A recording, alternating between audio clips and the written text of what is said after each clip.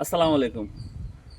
ಒಮ್ಮೆ ಅರಬ್ ದೇಶದ ಒಂದು ಗ್ರಾಮೀಣ ಪ್ರದೇಶದಲ್ಲಿ ಒಬ್ಬ ವ್ಯಕ್ತಿಗೆ ಒಂದು ಮಗು ಜನಿಸುತ್ತದೆ. ಆ ಮಗು ತುಂಬ ಕಪ್ಪಾಗಿರುತ್ತದೆ. ಇದನ್ನು ನೋಡಿದ ಆ ವ್ಯಕ್ತಿ, ನಾನು ನನ್ನ ಪತ್ನಿ ತುಂಬ ಬೆಳ್ಳಗಾಗಿದ್ದೇವೆ, ಈ ಮಗು ಮಾತ್ರ ಏಕೆ ಕಪ್ಪಾಗಿದೆ ಎಂದು ಒಂದು ಮನದಲ್ಲಿ ಸಂಶಯ ಉಂಟಾಗುತ್ತದೆ. ಈ ಸಂಶಯವನ್ನು ತೆಗೆದುಕೊಂಡು ಆ ವ್ಯಕ್ತಿ ಪ್ರವಾದಿ ಮುಹಮ್ಮದ್ ಸಲ್ಲಲ್ಲಾಹು ಅಲೈಹಿ ವಸಲ್ಲಮರ ಬಳಿ ಬರುತ್ತಾನೆ. ಬಂದು ಹೇಳುತ್ತಾನೆ, ಓ ಪ್ರವಾದಿಯವರೇ, ನನಗೆ ಒಂದು ಮಗು ಜನಿಸಿದೆ.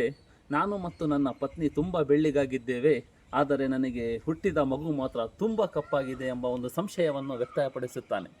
ಅದನ್ನು ಕೇಳಿದ ಪ್ರವಾದಿ ಮುಹಮ್ಮದ್ ಸಲ್ಲಲ್ಲಾಹು ಅಲೈಹಿ ವಸಲ್ಲಂ ಆ ವ್ಯಕ್ತಿಯನ್ನು ಹೇಳಬಹುದಾಗಿತ್ತು, ನಿನ್ನ ಪತ್ನಿಯ ಮೇಲೆ ನೀನು ಹೀಗೆ ಸಂಶಯ ಪಡಬಾರದು ಎಂದು. ಆದರೆ ಪ್ರವಾದಿ ಮುಹಮ್ಮದ್ ಸಲ್ಲಲ್ಲಾಹು ಅಲೈಹಿ ವಸಲ್ಲಂ ಆ ವ್ಯಕ್ತಿಯನ್ನು ನೋಡಿ ಈ ರೀತಿ ಕೇಳುತ್ತಾರೆ, ಸಹೋದರ, ನಿನ್ನ ಮನೆಯಲ್ಲಿ ಒಂಟೆಗಳಿವೆಯಾ ಎಂದು ಕೇಳುತ್ತಾರೆ. ಆ ವ್ಯಕ್ತಿ ಹೇಳುತ್ತಾನೆ, ಹಾಂ ಪ್ರವಾದಿಯವರೇ, ನನ್ನ ಬಳಿ ಒಂಟೆಗಳಿವೆ ಎಂದು ಕೇಳುತ್ತಾನೆ. ಯಾವ ರೀತಿಯ ಒಂಟೆಗಳಿವೆ, ಯಾವ ಬಣ್ಣದ ಒಂಟೆಗಳಿವೆ ನಿನ್ನ ಮನೆಯಲ್ಲಿ ಎಂದು ಹೇಳುತ್ತಾರೆ. ಆಗ ಆ ವ್ಯಕ್ತಿ ಹೇಳುತ್ತಾನೆ, ನನ್ನ ಬಳಿ ಕೆಂಪು ಬಣ್ಣದ ಒಂಟೆಗಳಿವೆ ಎಂದು ಹೇಳುತ್ತಾನೆ.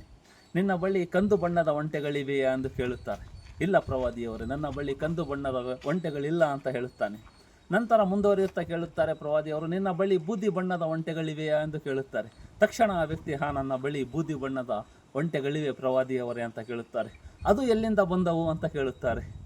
ಆಗ ಆ ವ್ಯಕ್ತಿ ಸ್ವಲ್ಪ ಆಶ್ಚರ್ಯಚಕಿತನಾಗಿ, ಅದರ ಪೂರ್ವಿಕರಲ್ಲಿ ಯಾವುದಾದರೂ ಬೂದಿ ಬಣ್ಣದ ಒಂಟೆಗಳಿದ್ದವೇನೋ, ಅದಕ್ಕೆ ಅಲ್ಲಿ ಬೂದಿ ಬಣ್ಣದ ಒಂಟೆಗಳಿವೆ ಎಂದು ಹೇಳುತ್ತಾನೆ.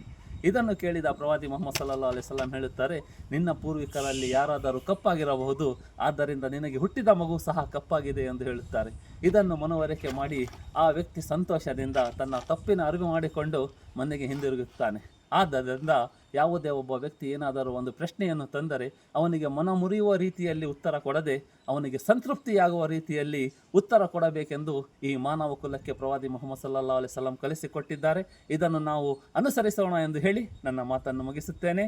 ಅಸ್ಸಲಾಮು ಅಲೈಕುಂ.